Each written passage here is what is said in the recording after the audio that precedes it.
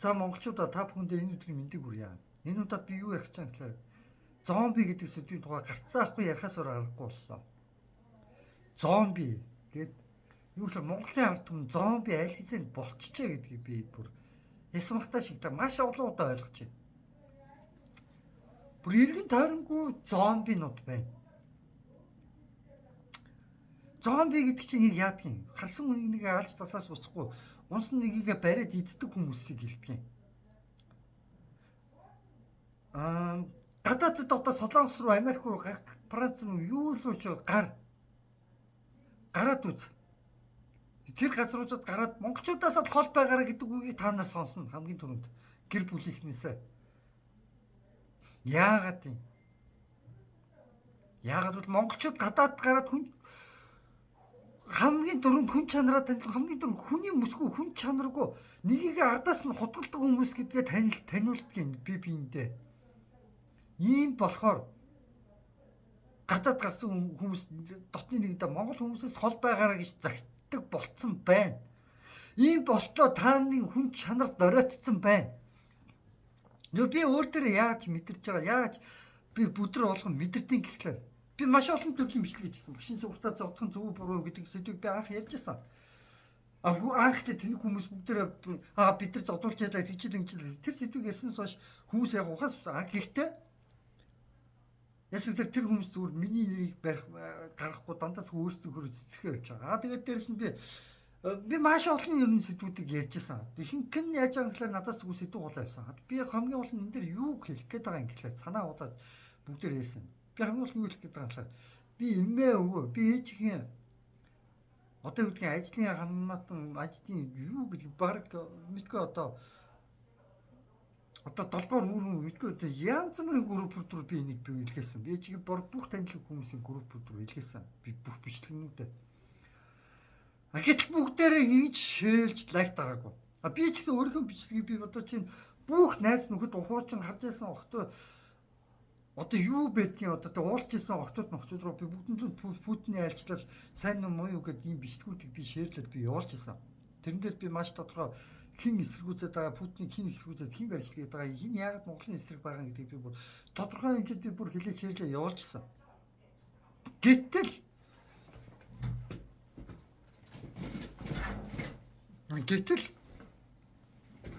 ердөөс нэг юм болсон. Маш ойлгомжтой болсон.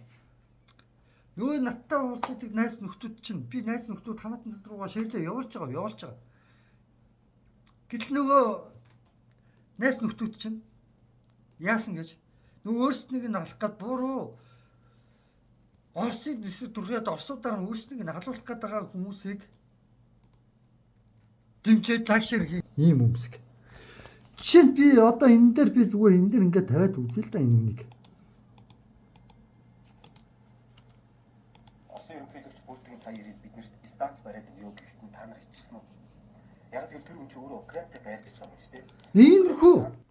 Иймэрхүү хүмүүсийг бүр маш их мэдээч хэрэг эдгээр хүмүүсийг би ойлгож байгаа. Тодорхой хэмжээ тороолууд гэдгийг би мэдж байгаа. Тороолууд гэдгийг би мэдээд би ойлгомжтой би Путиний айлчлал хэмээх би лекцэн дээр би ярьсан. Тэгтэл эргэн тойрны минь хүмүүс би одоо жишээ нь дараагийн Украин болохоор чичиж байна. Цүмийн цэцлэг станц барихыг эсрүүцэж байна гэдэг нэг юм бичлэг болсон. Энэ залуу болохоор дэмжиж байгаа юм байлаа. Нэг мега туслууд гэсэн юм дээр тавьчихсан. Одоо би энэ ярьж байгаа юмнуудыг би тайлбарлаад нэг оруулж байгаа. Тэгээд буцаагаад нуусч энэ доор 4-5 комент хийсэн нуусчлаар комментууд нь устчихдээ юм шиг байна. Оросын тороол муу гэсэн комментууд байгаа. Тэгээд яг монгол хүмүүс биш байгаа юм. Исламын шиний юуны юм тавьсан 9 шидийн хүмүүс орж ирчээ. Тэгээд гол асуудал нь коммент бичдэг юм лээ. Тэгээд гол асуудал нь би юу хэлэх гээд байгаа гэхээр зомбинууд ердөөс яадаг гэж тэн чимээ гарч ийн тийшээ дайргээд удирдахад маш амархан байдаг. Гэтэл манай Монголын улс иргэд удирдахад маш амархан бүр бүтээрээ зомби болчихсон. Тэгээ хүн чанаргүй. Би яг одоогийн энэ байдлаар би маш олон хүмүүс рүү шеэрлсэн боловч намайг баг таньдаг хүмүүс нь баг ихэнх нь дэмжээгүй. Дэмждэг хүн баг байгаа. Би баг ганцаараа гэж хэлээд баг ганцаараа л би зөвхөн энэ бичлэгүүдийг хийдэг. Ганцаараа би одоо юу ядгийг те таньдаг мэддэг хүмүүс яд шеэрлэх нь байтугай харин хорлцоогүй нэг юм гэж би бодоод баярлаад сууж байгаа ч юм. Ийм байдал байдг юм хүн чинь юу. Үнэн байдал гэх юм бол Монгол хүмүүсийн хүн чанар үрдээсээ байхгүй болчихсон.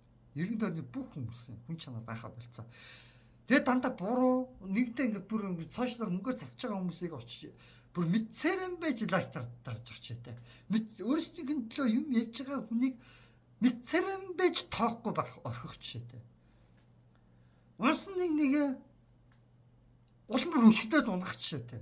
Яг зомбинууд нэг унсан бүдрээд уnsанд нэг барьж иддэг тийм нэг балиар нэг хүмүүс байдаг шиг яг тэр шиг болчихсон Монголын ард түмэн. Тэгээд хойшил тороолуудад илтгэдэг хүн чанаргүй хэдийгээр энэ юу чинь гадны бодлого штэ энэ одоо хоорондоо алцуулсан гадны бодлого явж байгаа. Гэхдээ манай Монголын хүн ард түмний хүн чанар үнэхээр байхгүй болцсон болохоор энэ новшин байгаа юм заяа та нар.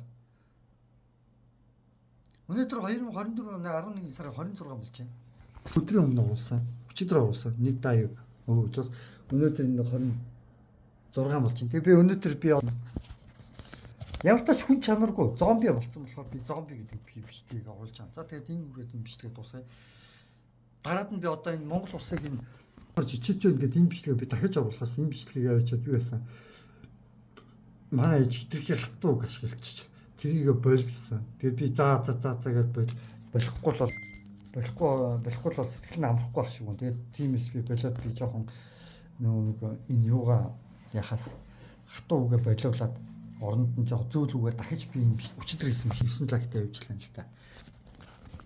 Тэгээ за тэгээ энэ үргээд энэ бичлэгээд нь дуусгах юм.